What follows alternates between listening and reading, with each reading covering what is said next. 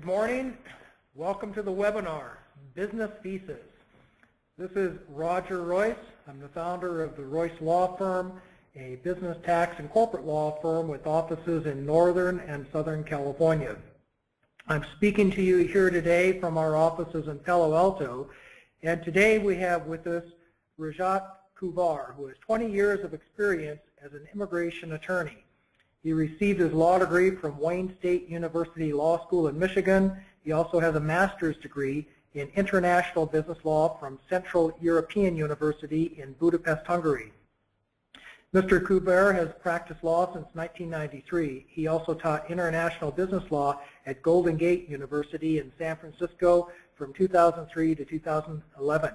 He's a member of the California Bar and the Michigan Bar, and a member of the Santa Clara Bar Association and the American Immigration Lawyers Association. He's published articles on immigration law, export licensing law, and internet privacy law in Lexis Law Journals. Thank you, Roger, and thank you for inviting me to this webinar. This presentation will provide an overview of various business visas. The purpose of this webinar is to make the visa process understandable in layman's terms. I will try to simplify the process by using real-life fact patterns. Roger Royse will be acting as a client, and I will be answering his questions as an attorney. By listening into these mock interviews, you will obtain a comprehensive understanding of the business visa process. The presentation will begin with 3 simple fact patterns, and the last fact pattern will involve a step-by-step discussion of a difficult case. Now, when a client comes to my office, I usually start by asking 2 initial questions. The first question is, what type of visa do you want? And me being the client, my answer is I want a visa that allows me to work in the United States. A second slide, okay. Now, as soon as I hear that somebody wants a work visa, I think of 3 different types of visas. One is an L1 Intracompany Transferee visa. The second is an investor or trader visa. And the third is an H-1B specialty occupation visa. Actually, previous. And those are the visas. There are other types of work visas that people can apply for, but these are the 3 main topics I'm going to be covering. My second question to Roger would be, what is your current immigration status in the U.S.? Let's suppose that I'm currently in the U.S. on a visa waiver program. 2 slides previous. Sorry, previous. Here you go, right there. Now, Roger says he's on the visa waiver program. The visa waiver program is a type of visa which is reserved for people from certain countries, mostly Europe, Japan, some of the other East Asian countries. It allows individuals to come into the United States for a maximum of 90 days to basically visit. It could be for visiting for pleasure or visiting for business. The interesting thing about this visa is that even if you get a work permit approved, you have to go back to your home country, get a visa stamp, and then re-enter the United States. You cannot do a change of status here. Now, for people that are not from these special countries in Europe, for example, individuals from China and India, they usually come over on what's called a B1 business visa. And that can be good for up to 6 months. They're allowed to do things like negotiate contracts, be involved in litigation, talk to business associates under that type of visa category. And the good thing about that visa category is that they could actually do a change of status application here without going back to the consulate once their work permit visa is approved. Next slide. Now, first of all, I'm going to go over some very easy fact patterns, and this will give you a good understanding of the 3 different types of visa categories. The first visa category is the L1A intracompany transferee. So Roger is going to be the client who comes in and basically tells me this. So basically, I'm an Indian citizen. I'm here in the U.S. on a B1 visitor visa, and I would like to work here in the United States. For the past 10 years, I've been the sales manager of an Indian company, and we employ 50 people in India. Our U.S. subsidiary, however, wants me to work for them as a sales manager here, where I would be supervising 20 employees. Okay, I call this an easy case because, number one, he seems to be working at a company which is well established in India. It's not a startup company, and he's going to be transferred here to a connected company in the United States, which is also well established. One of the things to understand about the L1A intracompany transferee visa is that it's only for executives or managers, and it's not just the job title that you have at the present company or the job title that's just going to be offered to you here in the United States. You actually have to be doing executive or managerial functions. Now, in this case, the person has 50 people working for him in India. Now, if you can show the payroll records of those 50 people, then the immigration service is likely to say, okay, yes, this person is actually a manager. Also, he has a job offer that he's going to be supervising 20 people here in the United States. That would also constitute a managerial job. The connection between the foreign company and the U.S. company is also very important. The U.S. company needs to be either a parent, subsidiary, branch, or affiliated company. In this fact pattern, there's a solid connection in the sense that the U.S. company is a subsidiary of that foreign Indian company. Let's move on to actually, before I move on, note that the person is here on a B1 visa. Since they're here on a B1 visa, we could then do a change of status, get them an L1A, and that person would begin to work without having to go back to his country and get a visa stamp. The change of status is allowed for people who are in status in B1 visa categories. So let's go on now to the next easy e-visa case. Next slide. Okay, I'm an Italian citizen. I recently sold my home in Italy for $200,000, and I want to use that money to buy a restaurant in the U.S. The restaurant's worth around $200,000, and it has been doing a profitable business for about 5 years, and it has 6 full-time employees. I'm going to be the only owner of the restaurant.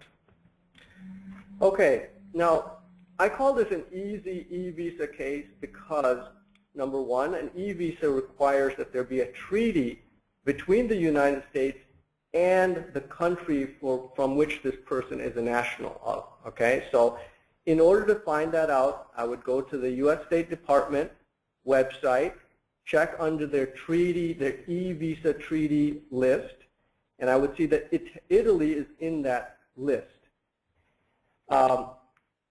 Now, the good thing about e-visas is that you don't need a foreign company to be transferred from, in the sense that the L1A you would. Here, you know, the person doesn't he doesn't have a company in Italy,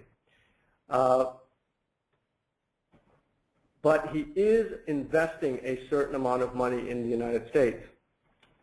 Now, you'll note that the amount of money he's investing is only $200,000.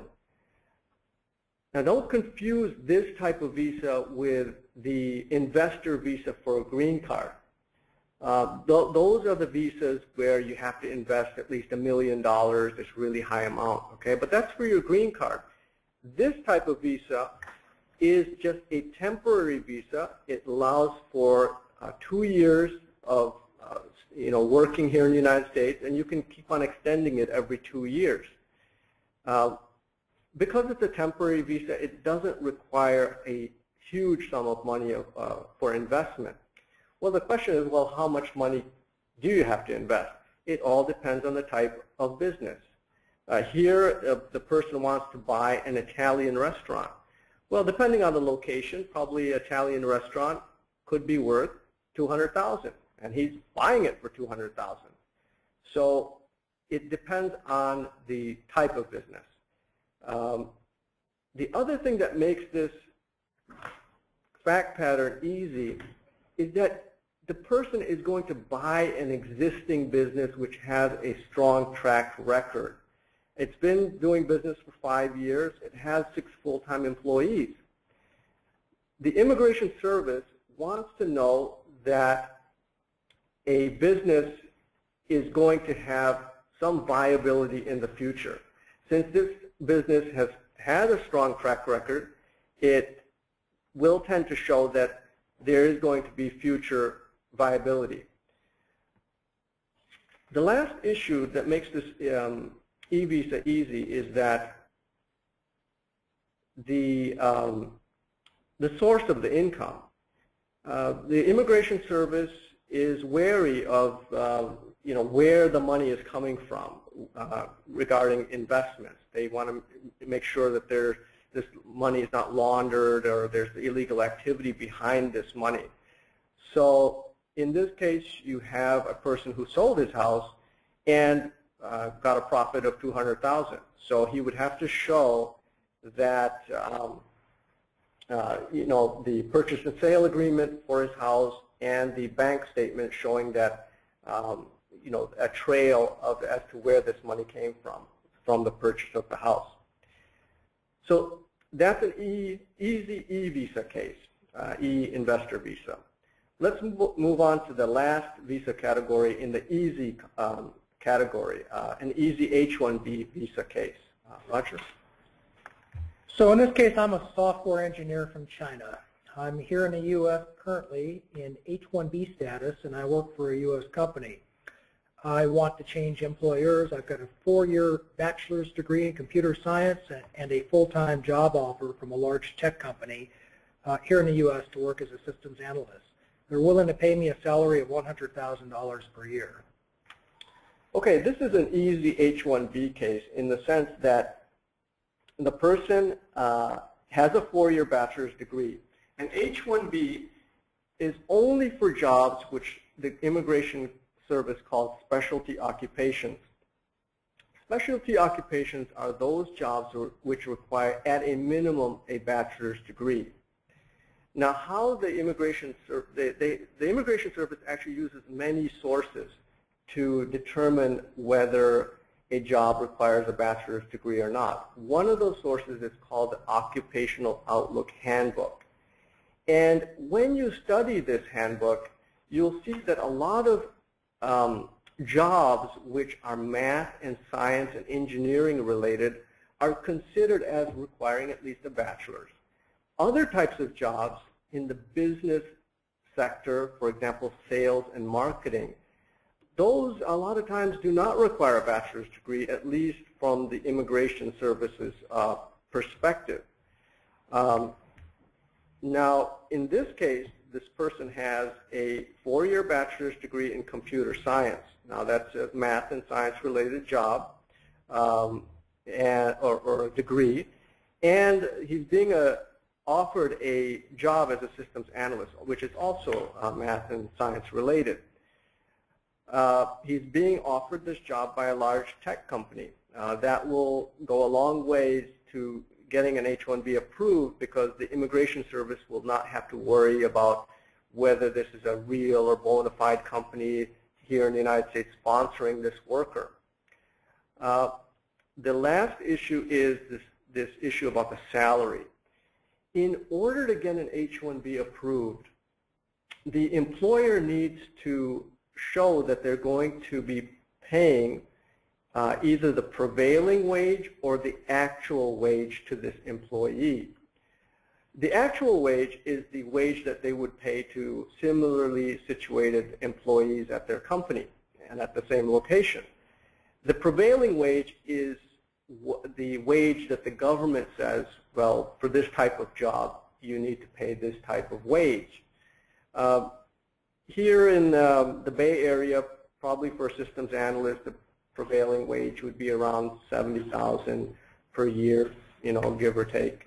And that they're offering to pay such a high salary for this individual, about $100,000, that will go a long way to get this H-1B approved, because the employer is paying the higher of the prevailing or the actual wage.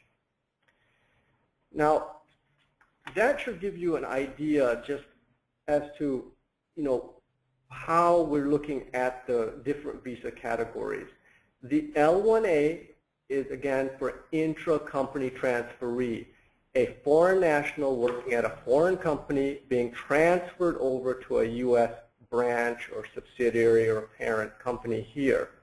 The E-visa is for only certain nationals of certain countries who have a treaty with the United States and who are going to be doing a substantial investment in the United States.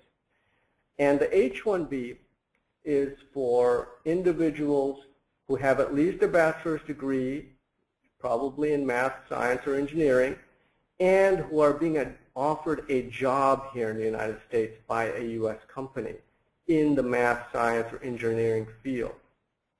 Okay. One way of looking at this is to think of it from the perspective of the U.S. government. The U.S. government they have many people that are applying for visas here.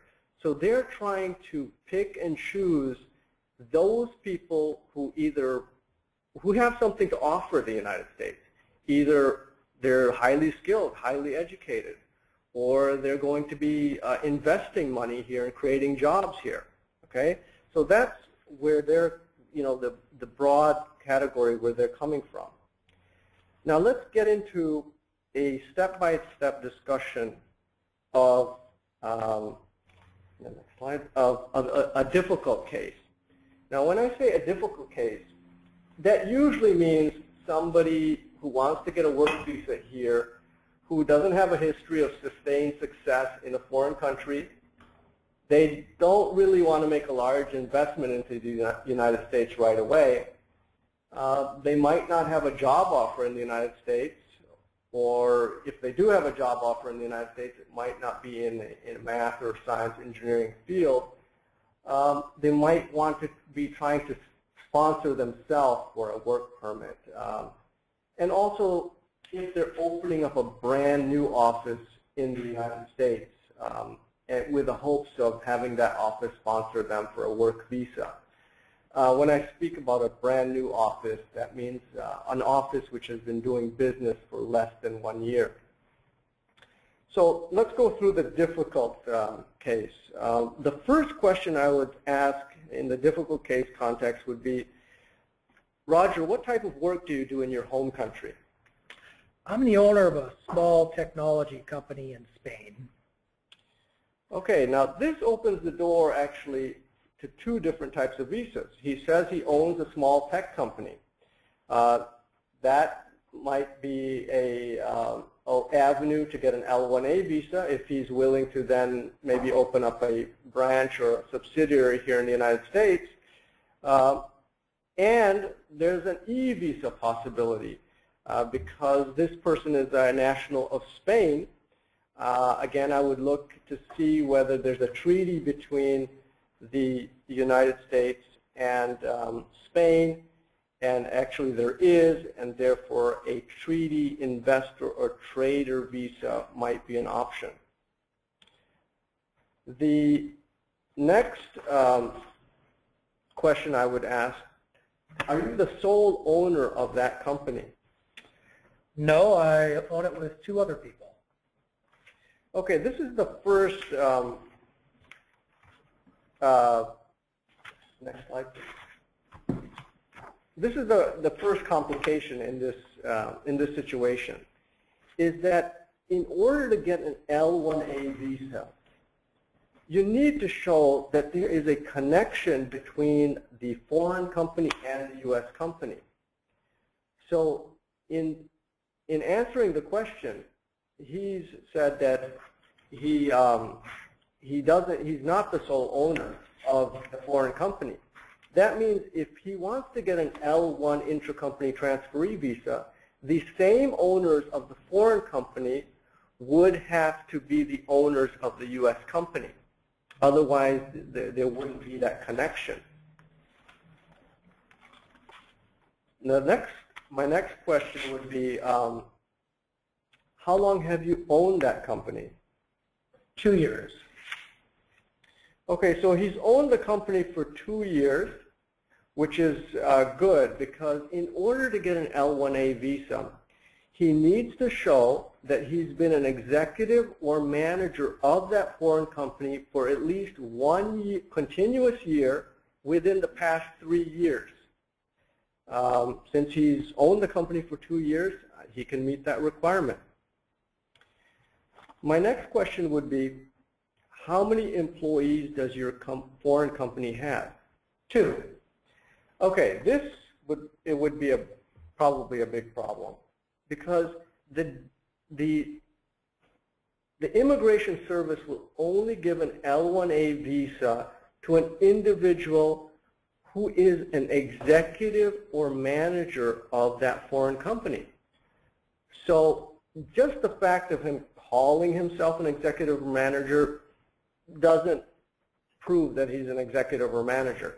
He needs to show that he has enough subordinate employees to legitimately call himself an executive or manager.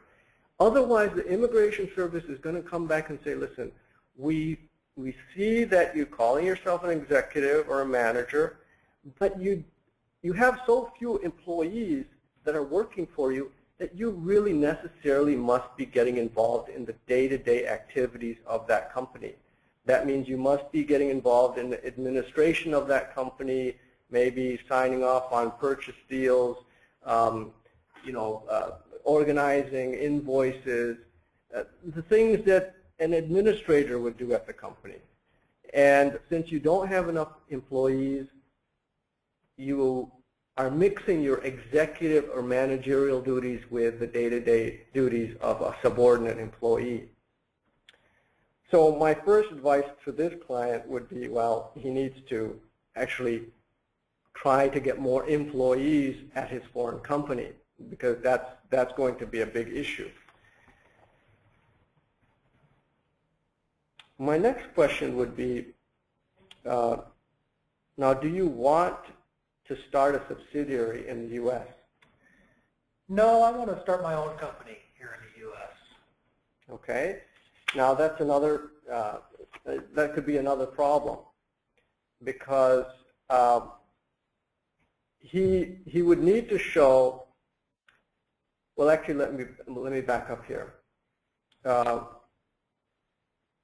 He will need to show that there is that connection between that foreign company and the U.S. company. If he wants to start up his own company here in the U.S., and it's a startup company, there's special rules that apply to what's called new offices. And a new office is an office which hasn't been doing business in the United States for over 1 year. New office L1 cases are really difficult to get approved. They can be done, but they are document intensive. In order to get a new business visa approved, one needs to show registration documents here in the United States, articles of incorporation, the bylaws of the company. One also needs to show the lease agreement of the company here for office space. As to office space, I would then ask the next question to Roger. Are you willing to get actual office space in the U.S. and file the articles of incorporation, get a detailed business plan for what you want to do here in the United States, and obtain all the required business licenses here? Well, eventually I can get all of that.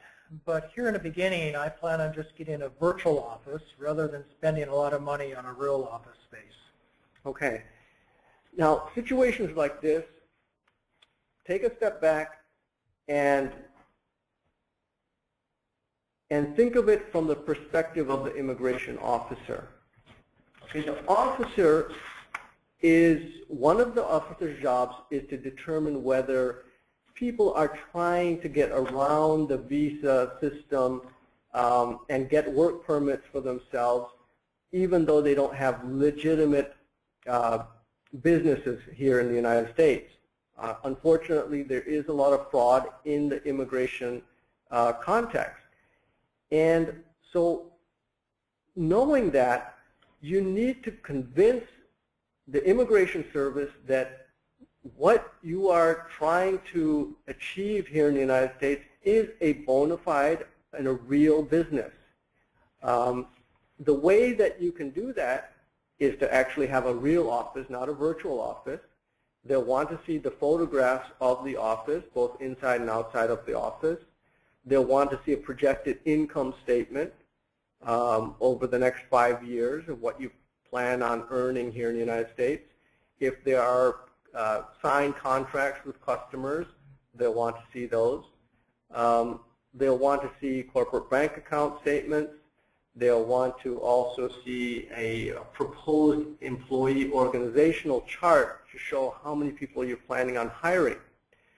So if you're trying to get an L1A visa with the minimum amount of money possible, realize that in the long run that might lead to difficulties. You really need to be willing and able to invest a significant amount of money in order to do a new office L1A visa. The next question, actually, let's skip the next question, number 12. Let's go on to the next question after that.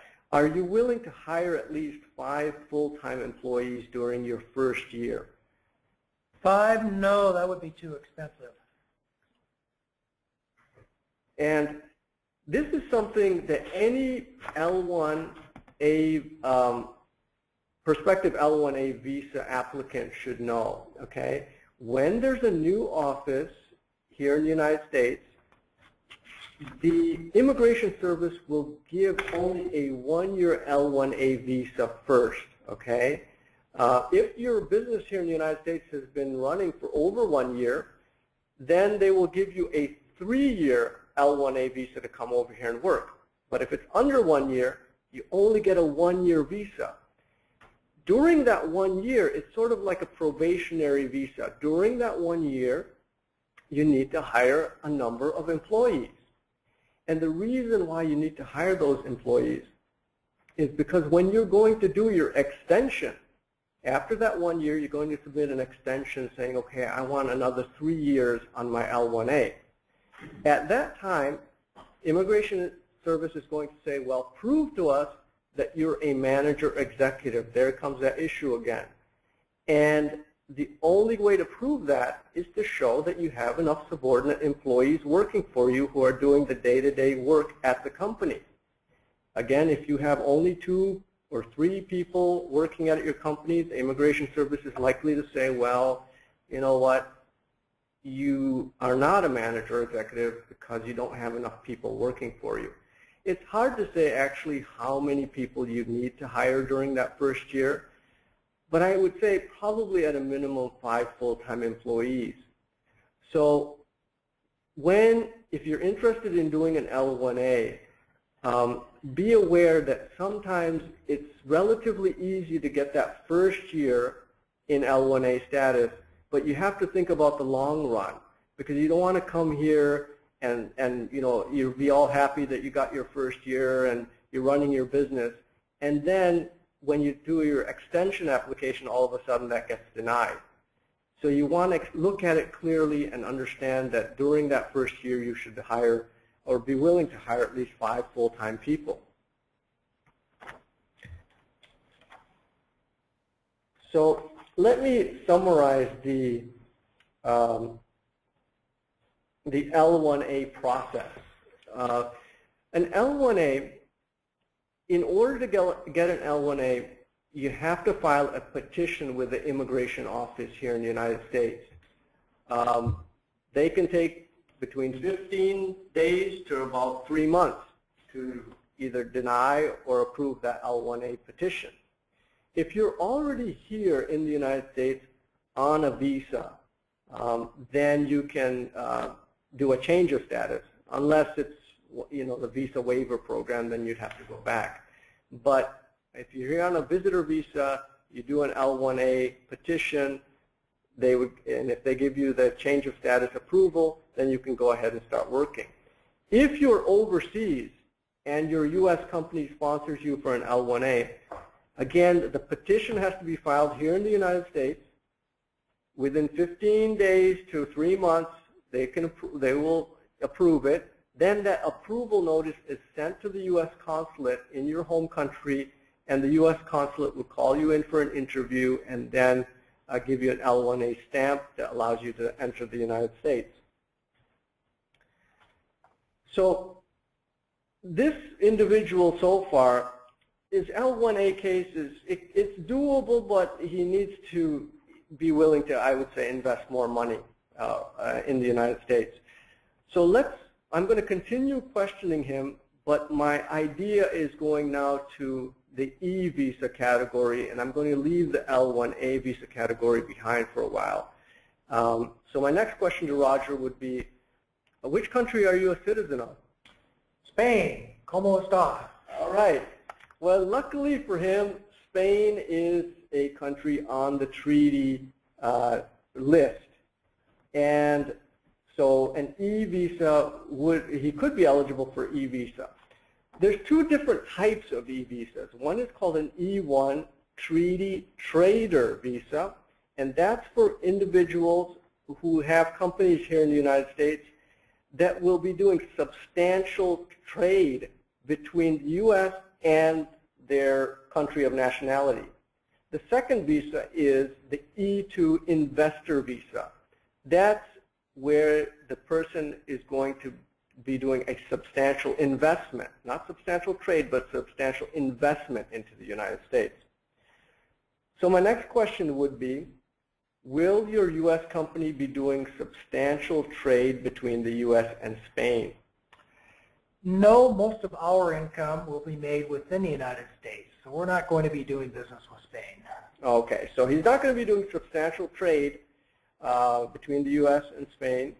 So the E1 is, I'm going to leave that behind. My next question would be, are you willing to buy a U.S. business? No, I'd rather start my own company. This is where the situation goes from an easy case to a difficult case. If he were willing to buy an existing company with a long track record of success, then it's much more likely that the E2 visa would be approved. However, he wants to do his own startup company. That means he's going to have to convince the immigration office that this is a real bona fide business. A lot of people have dreams about doing a business. They might actually file their articles of incorporation and get, sort of a business plan, but it still remains a dream. Immigration wants to only grant visas where people have gone beyond just that startup phase, that they are actually, buying office supplies. They're they're spending money basically already. Just having a few $100,000 sitting in your corporate bank account here in the United States under your company's name, that might not be considered an investment or an investment at risk. There needs to be something that's more viable than that. Now, my next question would be, what will be your initial investment into the U.S. business? Let's say $100,000. Okay. Well, the big question is this a substantial investment? Okay. Now, under the visa regulations, it does not define what is a substantial investment. It doesn't say, oh, 100,000 is enough, or it doesn't say 100,000 is too little. All it says is that the investment needs to be related to the type of business that you're investing in. So for example, if you're investing in a very small restaurant, well, 100,000 or 200,000 might be enough. If you're investing in a tech company, well, the value of the tech company might be in the millions. So 100,000 investment would not be considered substantial.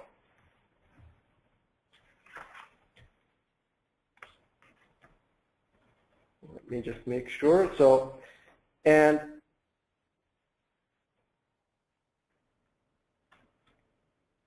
other than the substantiality question, we also have to be concerned with where this money came from. So I would ask Roger, how did you earn your $100,000? Let's assume my parents gave it to me as a gift. Okay. Now, this is why this is difficult is that a person needs to show where he got that money. Okay. So, for example, if he saved that money from years of hard work, he would need to show his employment records, his bank account showing that he's been making these savings over the number of years. If he got the money from his parents, then you'd need to get the parents' records to show where they got the money. And you would have to get a statement from them saying that they actually did give this money as a gift. And if the country has gift tax, then you would actually have to get the gift tax documents to show that there was a legitimate gift made. So it's doable, but it just makes the case more complicated. Now, let's go on to the next question, which would be, what type of business is it and how much money would it normally take to establish a business like this? Well, it's a tech startup, and it usually takes around $300,000 to get it running. I'm hoping they get some investors in the U.S. for another $200,000. Okay, so he's really investing only 1/3 of the value of this business. And the problem is the Immigration Service might say, well, that's not a substantial investment. If he were investing, let's say, 2/3 or the whole amount, then he would have a much stronger case. My next question would be, how many employees do you intend to hire within the first 2 years? Probably 2 during the first year, maybe 3 during the second year. It really depends on how profitable the business will be. Okay. Well, the investor visa category is meant for individuals who are coming to the United States to direct and develop the business. So if the investor is, again, getting involved in the day-to-day work of the company and not just directing and developing the company, the visa could be denied because of that reason. Let me just give you a simple example. If you have an individual who owns a restaurant here in the United States, they invested a few $100,000 in buying this restaurant. They are supposed to be the sort of the executive of that restaurant. They're supposed to decide the policies of that restaurant, who to hire, who to fire. They're not supposed to be the chef. They're not supposed to be the waiter. Okay, so it's important to know that there should be enough employees ultimately in the future that will handle those tasks. Now, let me summarize the e-visa process. The e-visa process is different from the L1A process in the sense that usually you take all of the documentation and you apply directly at the U.S. consulate. You can apply here for a change of status in the United States, but for this specific type of visa, the U.S. consulates are really the experts. They handle a lot of these type of visas, and therefore your chances of getting approval are much higher, I would say, when you apply directly at the consulate. Okay, so let's go on then to, well, just to, again to summarize. Now Roger seems that he would have an e-visa case, but there are issues that we're going to have to work on regarding, again, the amount of investment probably that he wants to put into this business. Let's go on to then maybe his chances of getting an H-1B. For this category, I would ask, what is your educational and experience background? Oh, I'm extremely well educated. I have an MBA. I've got 2 years towards my bachelor's in computer science. And not only that, I have 10 years of work experience as a software engineer. Okay. Now, here we have somebody with a business degree and somebody with sort of a partial science and math degree. In deciding which path to go on, okay, for an H-1B, remember that a person has to have at least a bachelor's, and their job offer here in the United States would require at least a bachelor's. Now, I know from practice that business-related jobs here are much more difficult to get an H-1B approval. Okay, so if the person is going to be coming as a CEO, if they're going to be coming as a market research analyst, if they're coming as a salesperson or sales engineer, those are more difficult to get approved than if the person is coming in, let's say, as a software engineer or somebody in the biotech field or as an electrical engineer. So I would hesitate in using the MBA. I would try to use the bachelor's. However, he hasn't completed his bachelor's in computer science. Luckily, there's a rule that says for every 1 year of education that you're missing, if you can show 3 years of experience in that field, then your education can be equivalent to a bachelor's degree. So in this situation, he's got 2 years missing towards his bachelor's in computer science, but he has over 6 years of experience as a software engineer. So we would take his transcripts and his experience reference letters, send them over to an evaluator, and the educational evaluator would probably come back and say, well, he does have the equivalent of a bachelor's in computer science here in the United States. Then the next question would be, well, good, he's got the degree. How about the job offer? So do you have any job offers in the U.S.? Well, of course I do, because I'm a software engineer. But, you know, I'd rather open my own business. Well, if he's got a choice, and if I could convince him, I would say, well, if you have a job offer as a software engineer from a medium-sized, well-established company, then try to get the H-1B through that job offer. Your chances of getting the H-1B approval is probably higher. Now, if you want to do a H-1B as a CEO, then it's doable, but it is much more complicated, and there's no guarantee that it's going to be approved, and especially if it's a startup. The first issue for startups is, well, there's no track record of what business this person has. So the Immigration Service will want to know, is this a bona fide business? Or is this just a roundabout way of getting a work permit to come to the United States? So I would ask Roger, I would say, well, since you don't have tax returns from last year and you don't have any payroll records from last year for employees, we need something more to show that, yes, this business is bona fide. So do you have any signed contracts with customers? Yes, we do. I've got real traction. Okay. And, well, that's good. If he has numerous contracts with customers, then it's possible to do an H-1B even if it's just a startup. However, there's another issue, and this is an issue involving whether there's an employer-employee relationship between the petitioner, which is the company, and the beneficiary.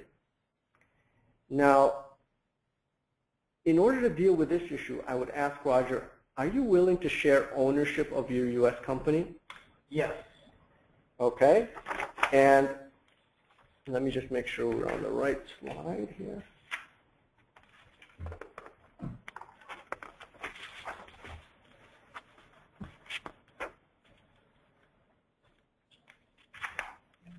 Okay, and this issue is important in the sense that when you have a person who is both the 100% owner of the petitioning company and he's the employee, the Immigration Service will probably say, you know what, there's not an employer-employee relationship because the employee cannot be fired. He is the owner. So in a way to try to solve this problem, it would be best if at least 50% of the U.S. company is owned by another individual, not the person who is the H-1B employee, even if that person is going to be the CEO. Okay. Another way to deal with this issue is through a board of directors. So I would ask Roger, will your U.S. company have a board of directors? Yes. Okay. If the company has a board of directors, then the board of directors would have the power of firing the CEO. So that might be another solution to prove to immigration that there is an actual valid employer-employee relationship, even though the employee owns part of the U.S. company. Now, let's skip the next question, go to the following one. Is your U.S. company willing to pay you the required prevailing wage? Well, it depends how much that is. Okay. Now, the way to figure out well, let me again sort of summarize what a prevailing wage is. The U.S. employer must pay the higher of the actual wage or the prevailing wage. The actual wage is the wage that the U.S. employer would pay somebody else in that same position. Now, as a CEO, there's probably not another CEO, so there's no actual wage. There's only one wage. Then we have to determine, well, what's the prevailing wage? That's the wage that the government says needs to be paid for this type of position.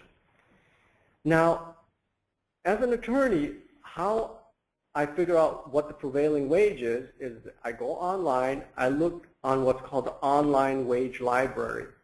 And depending on the county and the job title, you can find a whole list of different wages for different job titles. Unfortunately, there's nothing under CEO because CEO wages are so different. Depends on what type of company you're working for. So that's one problem with doing an H-1B for a CEO. Luckily, there's a solution to it. What I could do is I could file what's called a prevailing wage request with the Department of Labor, but it's going to take about 2 or 3 months probably for them to get back to me and say, okay, this is what the prevailing wage is for this person. So I couldn't automatically get it online as I would be able to do in other types of visas. Now, in order to summarize the H-1B process, I would like to just say that there is a quota for H-1Bs, and that's for new H-1Bs. There's 65,000 H-1Bs available every year. The first day that you can apply for an H-1B is April 1st.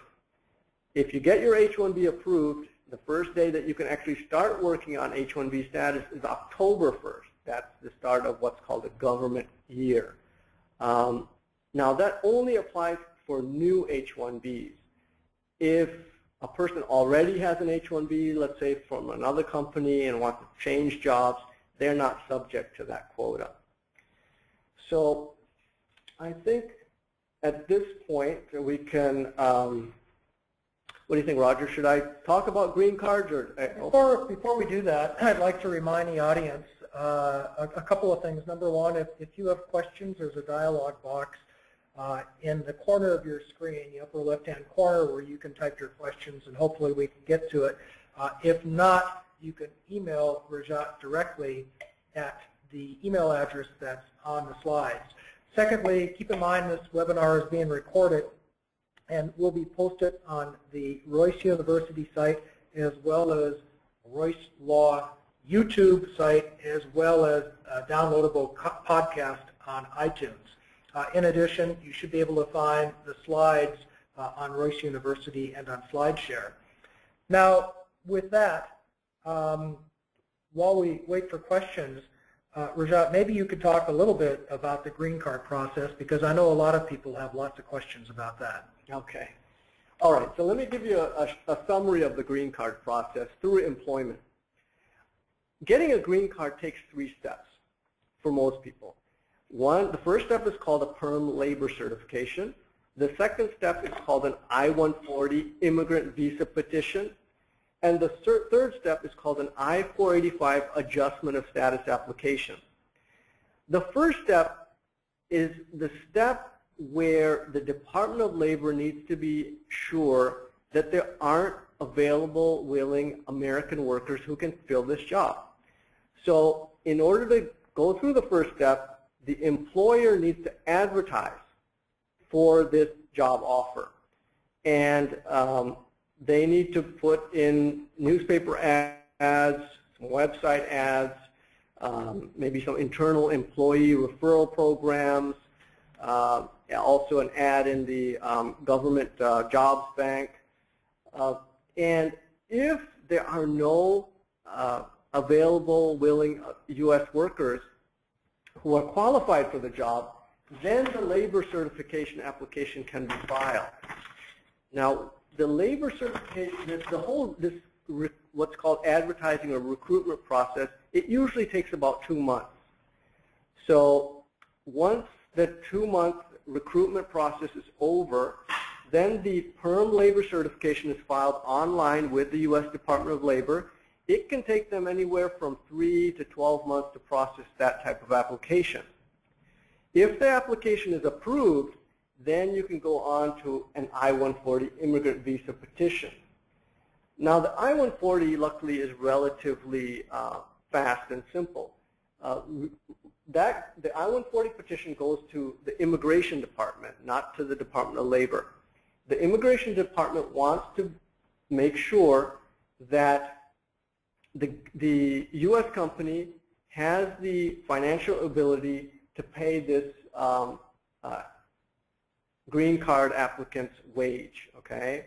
So they will want to see the tax record of the company to make sure that it is making enough money to actually pay the wage of this person.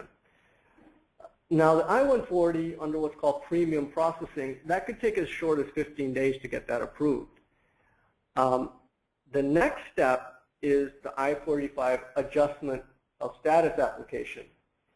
This application is really geared to make sure that the foreign national is a good person who deserves a green card. So the immigration authorities will do a background check, make sure that the person hasn't been arrested, have they ever had problems in violating immigration status before, those sorts of questions.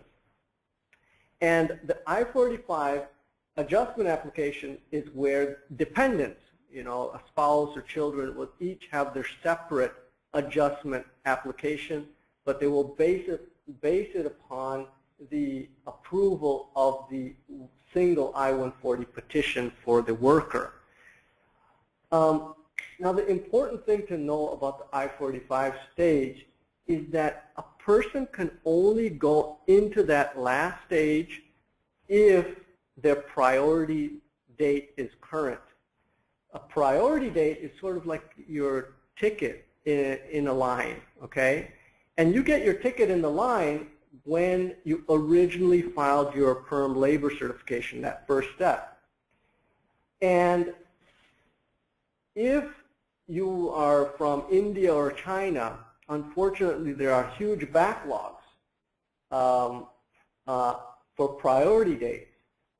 Basically what that means is that people from those countries probably cannot go on to their third step until their number is called, and sometimes that can be many years of waiting. So during that time, they will have to keep on extending their non-immigrant visa status. Individuals, sometimes from other countries, can go straight from step 2 to step 3, and then get their green card approved maybe from 6 to 12 months from the date of filing.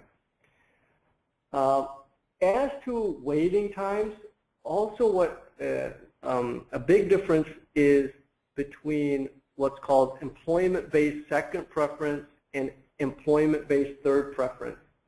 Second preference are those jobs which require at least a master's degree or higher. Those jobs, that kind of job offer has a shorter wait time. And a job offer which requires a bachelor's or 2 years of experience has a much longer wait time. Now, so a lot of times when you're thinking about doing a green card application, either for employee or if you're an actual employee and you want your company to sponsor you for a green card, try to get into what's called the EB2 category as long as you have a master's degree and the job requires a master's degree. Just as a footnote, even if you don't have a master's degree but you have a bachelor's plus 5 years of progressive experience, you can still get into the EB2 faster track category. I think in closing, the last thing I want to say is that for certain types of people, they can totally skip step 1, the perm labor certification. And those are what's called aliens of extraordinary ability, outstanding researchers, and multinational managers. Multinational managers are basically those that we spoke of in the L1A category. So if you are in L1A status, you have an L1A approved, then and you're ready then to file a green card application, then you actually don't even have to do step 1. You would go straight to step 2 and 3, which is probably save a whole year of processing time. Okay, so we've got numerous questions. We won't be able to get to all of them, but what I will do, Rajat, is I will forward these questions on to you, and you can respond with these folks directly so they do get their questions answered. But one theme that tends to come up is what's typical for a typical global startup company, a foreigner who wants to start up a company here in the Silicon Valley. What typically, which of these routes would you generally see them go down most often? Well, there's different routes. I mean, if they have a well-established company in their home country, okay, meaning that they have 5 or more employees full-time there, they've been doing business there for 2 or 3 years at least, you have their payroll records of all the employees, then I would say try the L1A. Open up a startup here, you get your 1-year visa here as a startup, and then during that 1 year, try to hire 5 people because you need to have those 5 when you do an L1A extension for your 3 years. Now the L1A can be good for up to 7 years here in the United States, and during that time, as I closed with, you can have your U.S. company sponsor you for a green card, and you get to skip step 1, go right into step 2 and 3. So it's actually a much shorter way of getting a green card if that's what you want. So an L1A is great, but you want to make sure that you're clear in the fact that, number 1, you do have a well-established business overseas, and you're willing to spend the money here in the United States to really get this thing going here. If you don't have a business overseas, but you're lucky enough to be from one of those treaty countries, then I would say an E visa is a great way to go, or especially for people that want to branch out in other types of business. Let's say you're a software engineer in your home country, but really you just want to start a restaurant here, or you want to do a gas station or any other kind of business. An E visa will allow you to do that. The H-1B for a startup, I would, it's doable, but as long as you realize that, there's no guarantee. It could go either way, because if it's a startup with no employees here, and especially if you want to be 100% owner of the U.S. company, then it's really going to be difficult. If there's at least 50% ownership by another person, then it would be a little bit easier to do it CEO H-1B, but those are complex.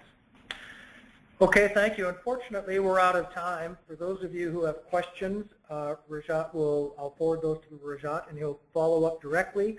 In the meantime, Rajat, if somebody wants to contact you directly, how do they do that? They can do it by email or phone. It's on the website. So the email address is rajat@kuver.com, rajat@kuver.com. Well, thank you very much, and thank you, attendees, for listening. And with that, we're going to conclude the webinar.